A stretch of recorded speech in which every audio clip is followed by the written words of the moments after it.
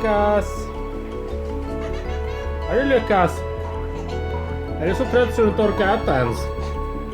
Vart det så jobbigt idag, hörru? Va? Titta, mera mat.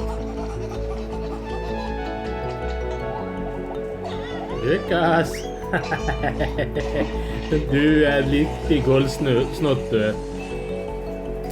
Man kan nästan tro att du sover och äter. Ja, Lukas!